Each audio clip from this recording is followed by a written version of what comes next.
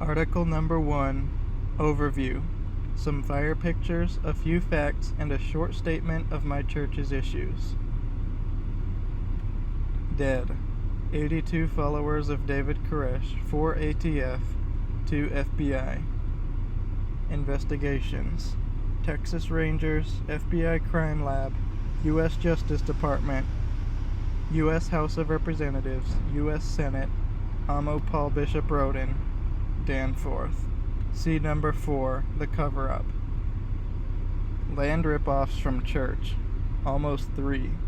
First, Florence Houdefiken disbanded the church and sold its property in 1962.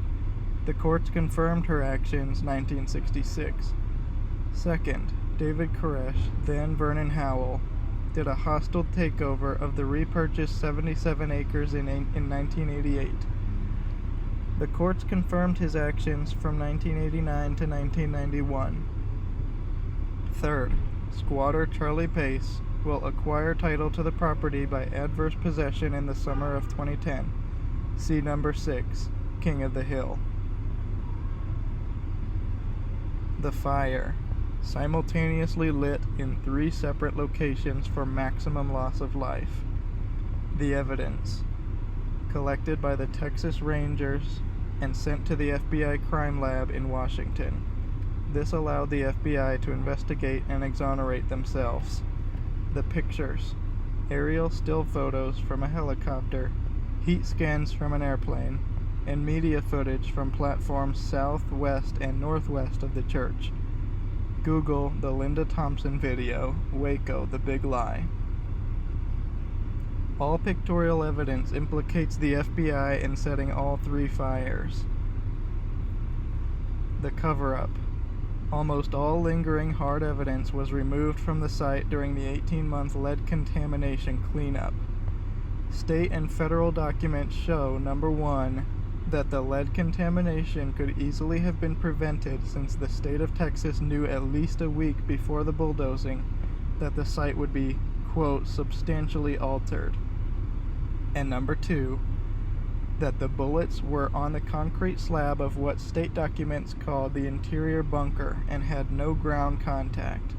Bulldozing the bullets around the site created the lead contamination. Issue number 1. Since many of the congregation wanted to continue the church, should the courts have approved the sale of the 941-acre property by Florence Houdefiken and her fellow trustees and the dispersal of the proceeds of the sale and all other church funds to the trustees and others leaving the church? Does the tithe belong to the church or to ex-members? Issue number 2. Since David Koresh's faction of the Branch Davidian Church comprised less than 10% of the church membership, and his claim of leadership and trusteeship was specifically forbidden by church law, should the courts have refused to allow a jury to hear the lawsuit brought by co-purchaser and original trustee George Roden? Indeed, since there were 2 claimants to both leadership and trusteeship, should the courts have summarily dismissed George Roden's lawsuit claiming no facts were in dispute, and should higher courts, including the Supreme Court of the United States, have refused to hear the appeal? Issue number 3. Branch Davidians preach Christ illuminating the unfulfilled prophecies of the Bible in order to gather God's kingdom on earth. They preach God destroying the nations to establish His kingdom. They preach land ownership as a human right. Should such a church be allowed to exist in America? Amo Paul Bishop Roden.